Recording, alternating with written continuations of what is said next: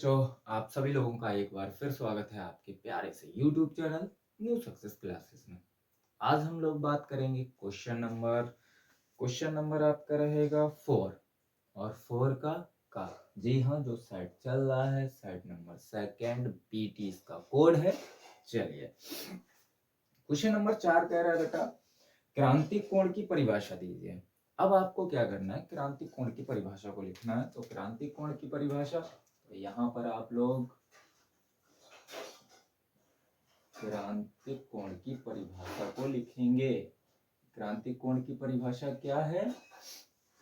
तो क्रांतिक कोण की परिभाषा आपतन कोण का वह न्यूनतम मान जिस पर अपवर्तन कोण का मान 90 अंश हो।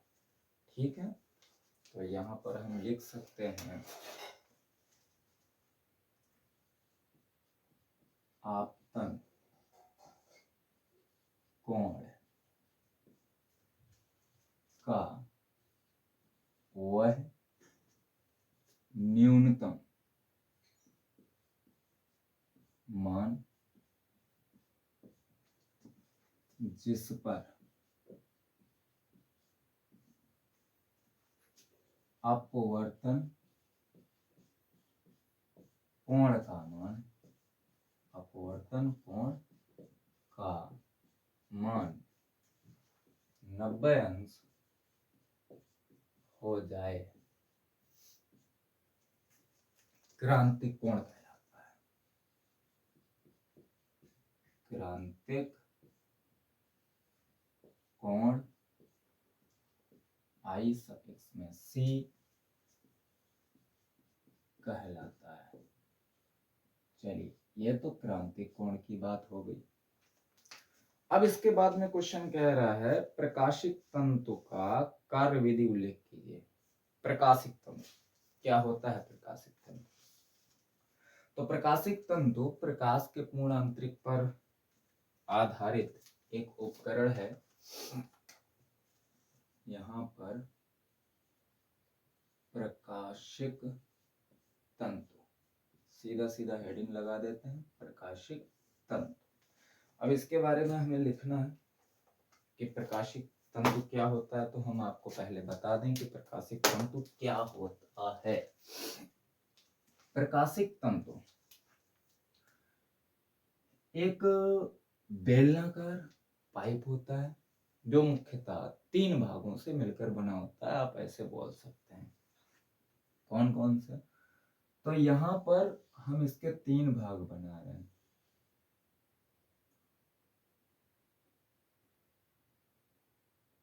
और ये रहा, ये जो आपका मध्य में भाग होता है, ठीक बीच में जो भाग होता है, इसको हम बोलते हैं क्रोड। क्या बोलते हैं? क्रोड। और इसके बाहर का ये जो भाग होता है, ये वाला, इसको हम बोलते हैं क्रोडिंग, क्लेडिंग, सॉरी, इसको क्या बोलते हैं? Cladding, cladding. ठीक है, और इस भाग को बोलते हैं वाह्य आवरण, वाह्य आवरण। ये 3 भाग होते हैं, क्रोड, क्लेडिंग और वाह्य आवरण। ठीक है, क्रोड, क्रोड बेटा अधिक अपवर्तनांक वाला होता है, उच्च अपवर्तनांक। ठीक है, क्लेडिंग निम्न अपवर्तनांक, निम्न अपवर्तनांक। और इसके बाद में वाह्य आवरण होता है। ठीक, इसका अपवर्तनांक से कोई लेना देना नहीं, ये एक सुरक्षा कवच की तरीके से काम करता है। तो यहाँ पर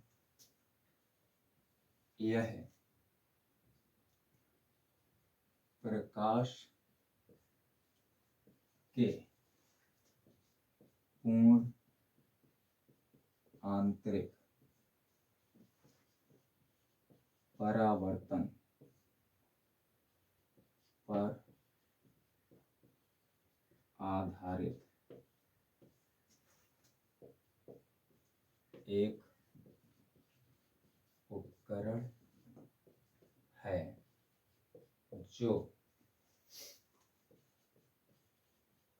प्रकाश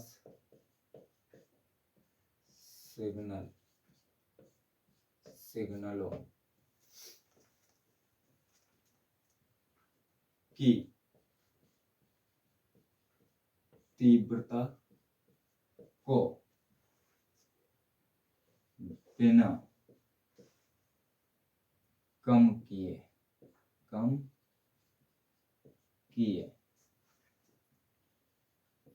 अधिक दूरी तक भेज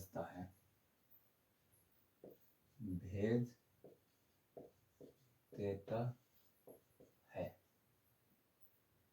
ये क्या करता है? प्रकाश को पूर्ण आंतरिक परावर्तित करते करते क्या करता है? उसकी तीव्रता में कोई परिवर्तन नहीं होने देता। अब इसका हम एक दूसरा डायग्राम अगर बनाए तो इस तरीके से बना सकते हैं। ये आपका बाह्य आवरण हो गया और इसके बीच में ये हमने क्रोड बना दी। अब क्रोड क्या होती है? क्रोड उच्च अपवर्तनांक वाले पदार्थ जैसे कि एक अच्छी कांच या क्वार्टज, ठीक है, इसकी होती है क्रोड। क्रोड उच्च अपवर्तनांक की होती है। यह एक उच्च अपवर्तनांक वाला भाग होता है, इसको हम केंद्रीय भाग बोलते हैं। ये बीच में होता है इसलिए इसको केंद्रीय भाग बोलते हैं। इसका अपवर्तनांक होता है लगभग, क्रोड का अपवर्तनांक लगभग 1.7 के आसपास होता है। और जो इसके बीच में यहाँ पर ये जो क्लेडिंग है, ये आपका भाग रहेगा क्रोड, ठीक है, और ये रहेगा आपका भाग क्लेडिंग। ये आपका क्लेडिंग रहेगा। फिर उसके बाद में ये आपका जो बाहर बाह्य आवरण है। क्लेडिंग कम अपवर्तनांक का होता है, यानी कि 1.4 के समथिंग, 1.4 के आसपास, यानी कि क्रोड से कम अपवर्तनांक होता है अपेक्षाकृत, जिससे कि पूर्ण आंतरिक परावर्तन होता रहे। अब यहाँ पर क्या होगा? इस तरीके से प्रकाश जाएगा। प्रकाश को यूं आपतित किया जाता है कि प्रकाश क्रोड और क्लेडिंग के सीमा पृष्ठ पर क्रांतिक कोण से अधिक कोण पर आपतित हो। क्रांतिक कोण से अधिक कोण पर आपतित हो और फिर ये कंटिन्यू परावर्तित होता जाएगा और अंततः एक लंबी दूरी तक पहुंच जाएगा। तो यहाँ पर इसका मध्य भाग क्रोड अधिक अपवर्तनांक ब्रैकेट में 1.7 वाली कांच, ब्रैकेट में लिख सकते हैं क्वार्टर्स, ठीक है, का होता है, जबकि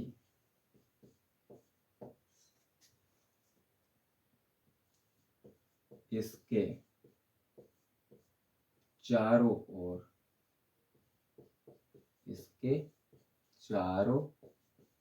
ओर अपेक्षाकृत कम अपवर्तनांक का या के लेप का भाग होता है जिसे क्लेडिंग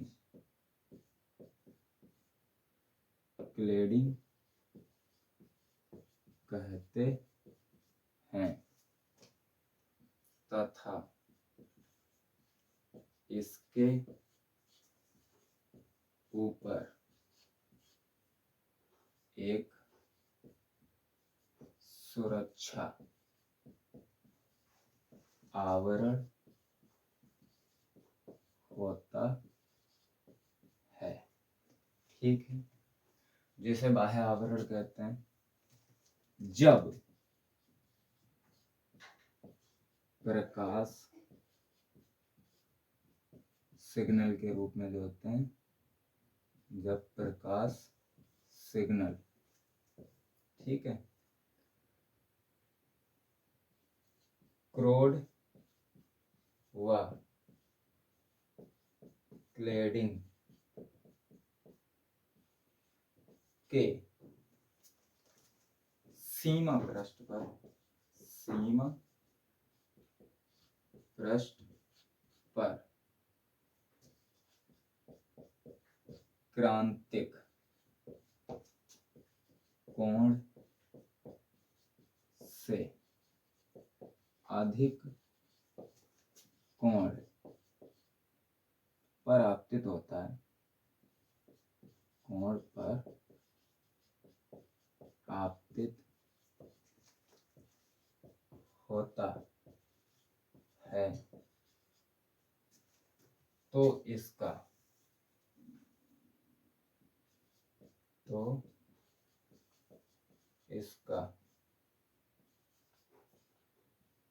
पूर्ण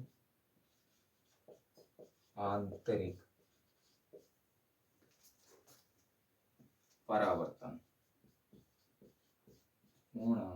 परावर्तन बार बार होता है, जिसके कारण तीव्रता में कोई कमी हुए बिना यह अधिक दूरी तक पहुंच जाता है, अधिक दूरी तक पहुंच जाता है। अच्छा, इसका उपयोग हम लोग प्रकाश सिग्नलों को भेजने में करते हैं और इसका उपयोग घरों की सजावट इत्यादि में करते हैं। तो ये था आपका क्वेश्चन नंबर 4। ये प्रश्न संख्या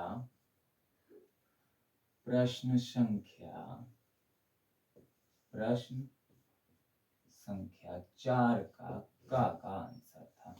ठीक है, चलिए अब इसको मैं साफ कर रहा हूं। अगला क्वेश्चन क्या है? अगला क्वेश्चन नंबर कहाँ गया भाई? प्रश्न संख्या 4 का खा। प्रश्न संख्या 4 का खा। तो प्रश्न संख्या रहेगी कौन सी? 4 का खा। अब 4 के खा में प्रश्न क्या बोल रहा है? तो प्रश्न बोल रहा है भैया एक धातु का कार्यफलन। तो कार्यफलन को हम किससे लिखते हैं? ये प्रकाश वैद्युत प्रभाव से रिलेटिव है। एक धातु का कार्यफलन यानी जिसको W से लिखते हैं, दिया गया है 2.5 × 10⁻⁹ जूल। ये कार्यफलन दिया गया है। यदि इस धातु में 6 × 10⁻14 हर्ट्ज आवृत्ति का प्रकाश आपतित हो, ये आवृत्ति दी गई है 2 × 10⁻⁴ 14 हर्ट्ज। ठीक है, का प्रकाश पुंज डाला जाए तो संतप्त विभव निकालिए। संतप्त विभव बी नॉट, संतप्त विभव B naught, B naught, B naught आपसे पूछा गया है, जिसको हम निरोधी विभव भी बोलते हैं या कट ऑफ पोटेंशियल बोलते हैं। तो अब हमें मान निकालना है कट ऑफ पोटेंशियल का। कट ऑफ पोटेंशियल का मान हम तभी निकाल सकते हैं जब हमें मान पता चल जाए किसका, गतिज ऊर्जा का। तो यहाँ से इक्वेशन आप लगाएंगे, गतिज ऊर्जा E के इक्वल क्या होता है, h न्यू माइनस W। ठीक है बेटा, यहाँ से मान रखेंगे E के इक्वल क्या आएगा, h का मान 6.63, h का मान 6.63 इंटू 10 टू पावर माइनस 34, यही होता है ना। ये h का मान होता है जो प्लैंक नियतांक है, तो यहाँ पर ये मान हो गया into 10 to power minus 34 into nu का मान कितना है 2 into 10 to power 14 minus w का मान है 2.5 इंटू 10 टू पावर माइनस 9। चलिए यहाँ से अगर हम देखते हैं बेटा, यहाँ से देखेंगे तो हमारा क्या हो जाएगा, तो यहाँ से इसको मल्टीप्लाई कर दीजिए। 3 दूना 6 हो गया, 2 छंग 12 की 2 हो गया, हासिल लगा 1 हो गया, हासिल यहाँ से 1 आई, 6 दूनी 12, 12 1 आपका हो गया 13, 2 अंक बाद दशमलव है यहाँ लगा दिया 14, यहाँ पर बची है पावर माइनस की 20 और माइनस का 2.5 इंटू 10 टू पावर आपका कितना है, माइनस का 9 जूल है भाई, माइनस का 9 जूल है। ये गड़बड़ है भाई, गड़बड़ है। इस क्वेश्चन में ये 9 जूल नहीं होना चाहिए, यहाँ पर कितना होना चाहिए, तो यहाँ पर आपका होना चाहिए 9 जूल की जगह पे कितना होना चाहिए, 19 जूल होना चाहिए। कितना होना चाहिए, 19 जूल होना चाहिए, ये बात ध्यान रखना। ठीक है, अब यहाँ से बेटा इसको इधर लेके आएंगे 19 जूल, तो ये क्वेश्चन भाई चेक करना पड़ेगा, चेक करना पड़ेगा, चेक करना पड़ेगा, क्या गलत लिख लिया क्या।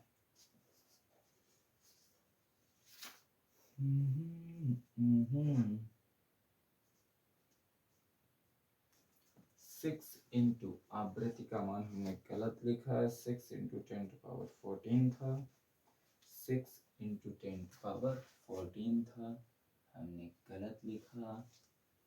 6 इंटू 10 टू पावर 14 और 2 पॉइंट, ये 9 जूल कार्यफलन तो इतने ही दिया गया है। अगर 6 भी होता तब भी कोई ज़्यादा फर्क तो पड़ता नहीं है यहाँ। चलिए चेक कर लेते हैं। फिलहाल में ये 19 तो 9 ही दिया गया है, और यहाँ अगर हमने 6 कर लिया तो 6 3 जा 18 हो गया, 6 6 जा 36, 37 हो गया, 6 3 जा 39 हो गया। यहाँ से आप कैरी यानी कि यहाँ पॉइंट हो गया, इसको हम 3.978 इंटू 10 टू पावर माइनस 19 लिख सकते हैं, minus 2.5 into 10 to power minus 19, yes 19 ही होगा, बस थोड़ा सा ये मान हमने यहाँ पर ये वाला गलत लिख लिया था। चलिए अब इसको माइनस करना है, इक्वल, ये हमने पावर क्यों, देखिए यहाँ पर 20 पावर थी, बराबर घातों के पदों को ही आपस में जोड़ा या घटाया जा सकता है, उस हिसाब से हमने इसको सेट कर लिया। यहाँ से अब इसका मान निकालना है, तो मान आप निकालेंगे तो यहाँ से देखेंगे आपका 8 ऐसे ही रहेगा, यहाँ आपका 7 ऐसे ही रहेगा, 9 से आपका 5 सब्ट्रैक्ट हुआ, माइनस हुआ तो 4 बचा, यहाँ से आपका 1 बचेगा दशमलव और into 10 to power minus 19 joule, ये आ गया गतिज ऊर्जा का मान। ठीक है, अब हमें निकालना है संतप्त विभव, तो वोल्ट चाहिए, तो गतिज ऊर्जा को किस में निकालिए, आप इलेक्ट्रॉन वोल्ट में निकालिए। तो गतिज ऊर्जा को इलेक्ट्रॉन वोल्ट में निकालेंगे तो यहाँ से हम क्या 1.478 इंटू 10 टू पावर माइनस 19 और upon 1.6 into 10 to power minus 19 से डिवाइड कर देंगे, ये इलेक्ट्रॉन वोल्ट मान आ गया बेटा। दशमलव हटाएंगे, यहाँ दशमलव यहाँ पे लग गया। अब आप इसको सॉल्व करेंगे तो यहाँ से 0 तो यहाँ पर 147, 16 सत्ते 112, 16 अट्ठे 128 और 16 नेमा 144 होता है। तो 16 नेमा 144। यहाँ से आपका कितना बचा है? 3 बचा है, 3 बचा 38 हो गया, 16 दूनी 32। ठीक, ये पावर से पावर कैंसिल हो जाएंगे, इतना समथिंग में आप लिख सकते हैं इलेक्ट्रॉन वोल्ट। यानी कि आपका ईके का जो मान आया है वो 0.92 वोल्ट, इलेक्ट्रॉन वोल्ट आया। अब हमें इसका मान निकालना है संतप्त विभव का। तो ई बी नॉट इक्वल होता है ई के। तो यहाँ से हम कर सकते हैं E B naught equal 0.92 E B. ये ई से ई कैंसिल, तो आपका बी नॉट इक्वल हो गया 0.92 वोल्ट। और अप्रॉक्स अगर लिखना चाहें तो हम 1 वोल्ट समथिंग लिख सकते हैं। चलिए, ये क्वेश्चन आपका था। अब इसके बाद में मैं इसको साफ कर रहा हूँ। अगला क्वेश्चन तब तक आप लोग पढ़ लीजिए। साफ करें। अगला क्वेश्चन क्या है? वायो सेवर्ट के नियम की व्याख्या कीजिए तथा वायो सेवर्ट समीकरण से की सहायता से निम्नोट का मात्रक निकालिए। तो वायो सेवर्ट का नियम लिखना है। तो यहाँ पर क्वेश्चन नंबर 4 का खा की जगह पे क्या है? गा। और वायो सेवर्ट का नियम लिखना है। तो वायो सेवर्ट का यहाँ हेडिंग डाल दीजिए, वायो सेवर्ट का नियम। वायो सेवर्ट का नियम भैया क्या है? तो वायो सेवर्ट ने अपने नियम में बताया कि कोई भी चालक तार हो, उसकी अल्पांश लंबाई इस नियमानुसार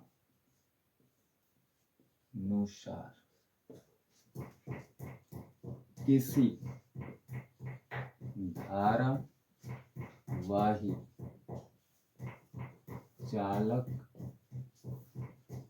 तार की अल्पांश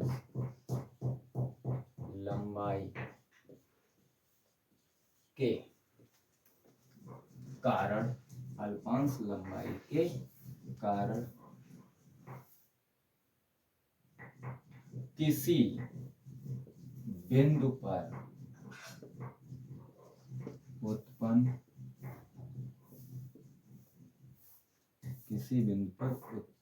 चुंबकीय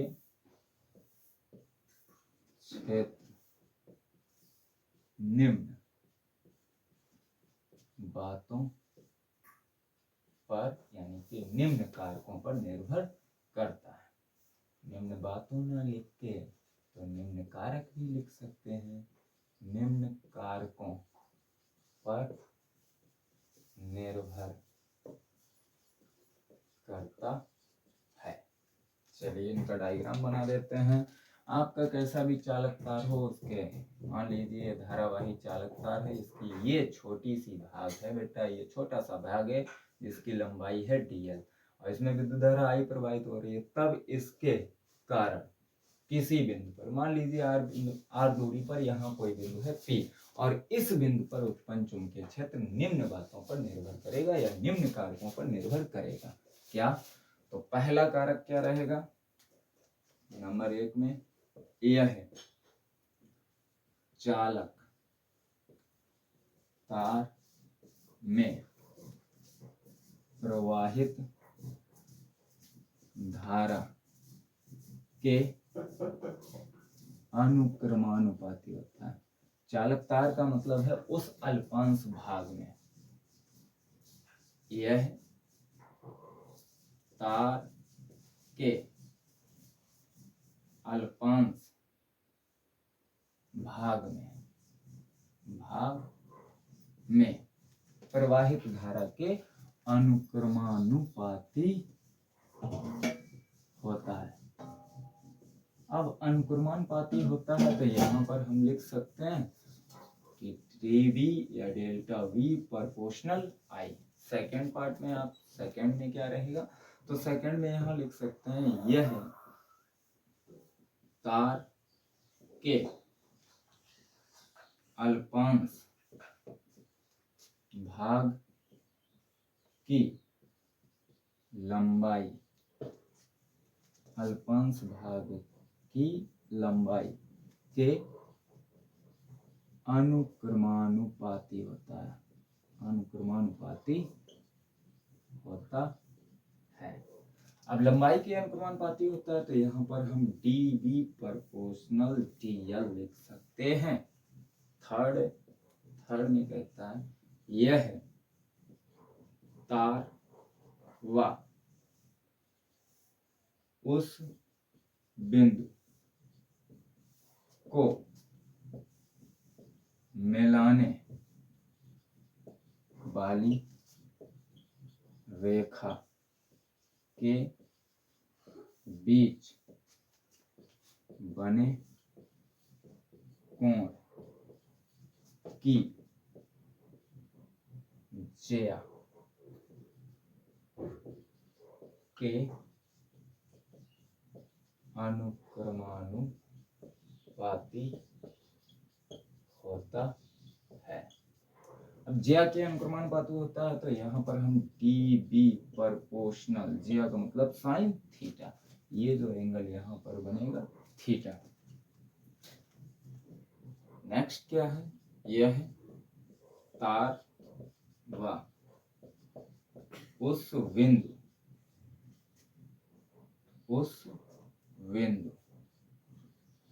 के बीच की दूरी के वर्ग के व्युत्क्रमानुपाती होता है। अब बीच की दूरी के वर्ग के व्युत्क्रमानुपाती होता है तो यहाँ पर हम डी बी प्रोपोर्शनल 1/r² लिख सकते हैं। सभी को मिलाने पर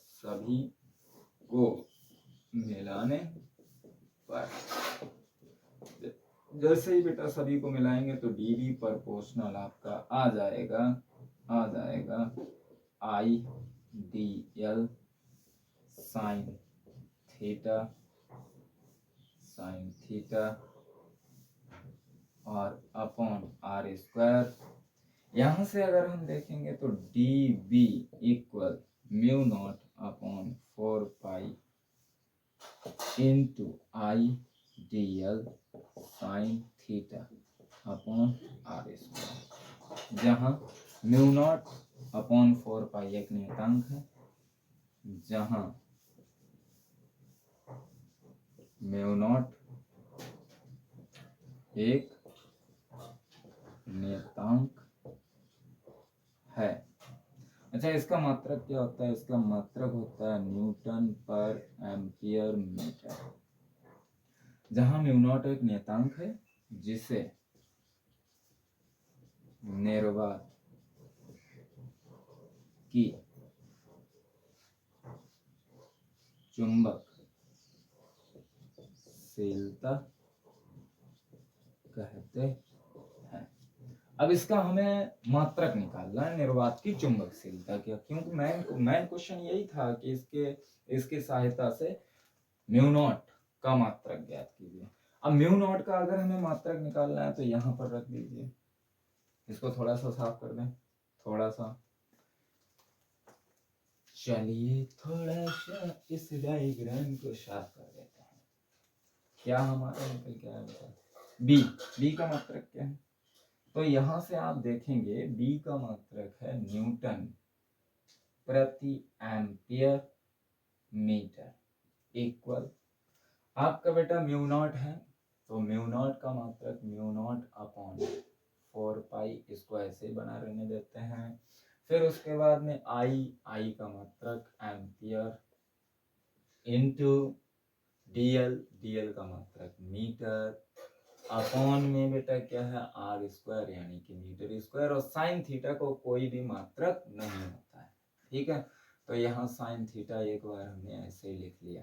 अब जो मात्रकहीन राशियां हैं उनको छोड़ दीजिए, जैसे ये आपका 4π इसका कोई मात्रक नहीं है, ये आपका साइन थीटा है, इसका कोई मात्रक नहीं है, तो इनको हम छोड़ देते हैं।